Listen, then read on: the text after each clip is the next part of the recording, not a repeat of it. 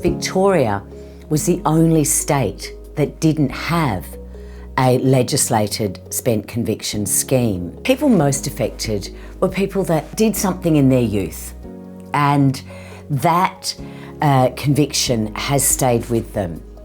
But the people that were really impacted by it were generally people looking for work. So what we saw was that these days there are hundreds and thousands of police checks being undertaken in Victoria every year. And that's for people applying for a job at McDonald's or even fruit picking up in Shepparton. So those people were having to disclose ancient criminal convictions, and that generally led to them being declined the employment that they were seeking.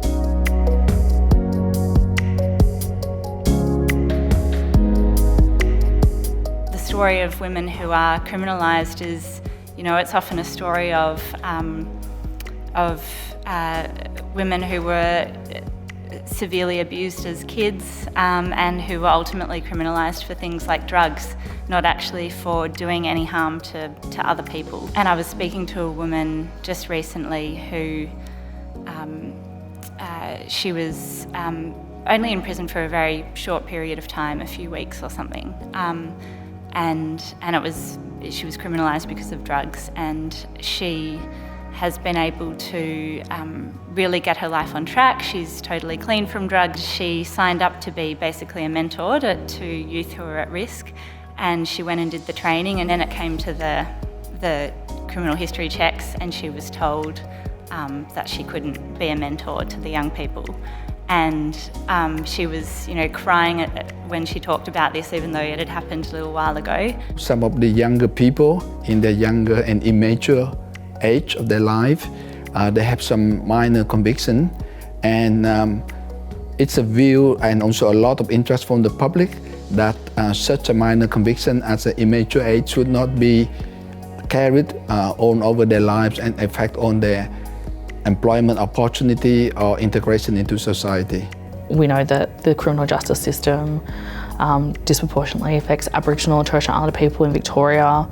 So Aboriginal people are more likely to get arrested, be incarcerated, be racially profiled in the street. If you can't get a job, if you can't secure housing, if you can't provide foster or kinship care for your family because of historical convictions, it makes it very difficult to get on with life, to move forward, to move away from those past indiscretions and those historical offences. And so it really, having these historical convictions just added this enormous weight in people's pockets for moving ahead. So quite often it would draw people back into the criminal justice system, because we know that employment is one of the biggest protectors of reoffending. We know that secure housing and good family relationships are also massive protectors from people reoffending.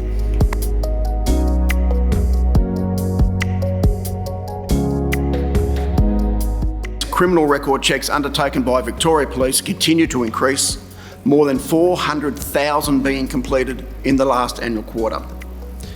Given how often police checks are requested, it is easy to see how those with a conviction or finding of guilt may be discriminated against and find it incredibly difficult to lease a property, be accepted into university and get a job. Children who commit crimes are not born evil. The only way to reduce antisocial behaviours in children is to address the reasons that they have developed values, beliefs and cognition that reinforce offending. Our recidivism rate in Victoria has been growing. It's been a feature of the nature of this debate.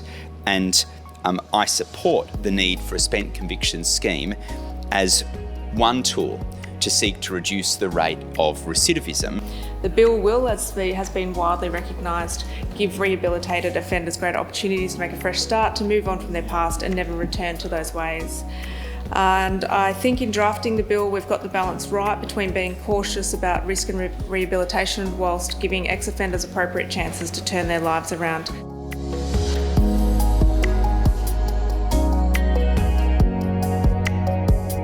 Community members have been coming to us with things like assault charges and other things that happened when they were younger, at a time when they were using substances and playing up and having fights, that sort of thing.